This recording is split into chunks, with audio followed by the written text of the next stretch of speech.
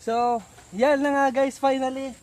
Ito na yung ahas na huli ko na, kaya lang yung problema, hindi ko siya mahatak ng gusto kasi pag hinatak ko siya ng gusto, automatic baka bigla akong kagatin.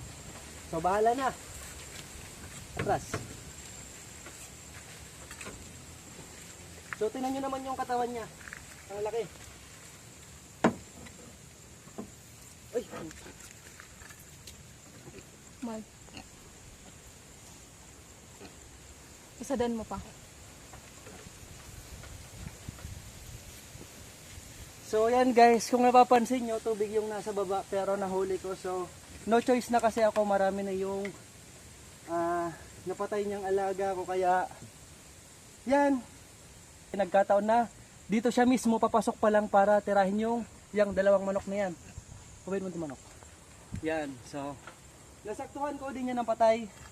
Naunahan ko siya, tumalan siya sa tubig. Dito ko na sa tubig siya. So finally, wala na tayong problema kahit pa paano. Pakita mo yung katawan niya sa baba. Ayan, ang laki. Tingnan nyo naman. So hahatakin ko na.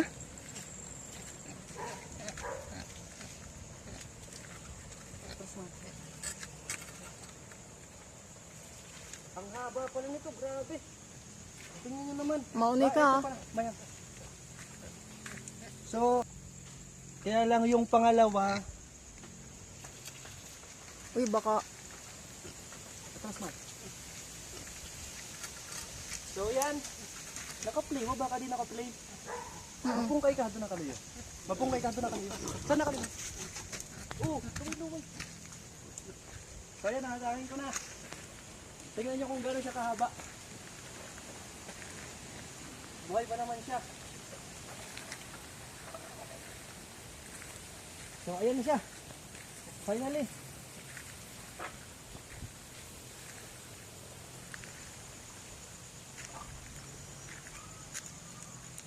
Bumubuka. Yan. Bumubuka yung bibig niya. Pero. So yan, ganyan kahaba guys yung nahuli ko. So yan. Titingnan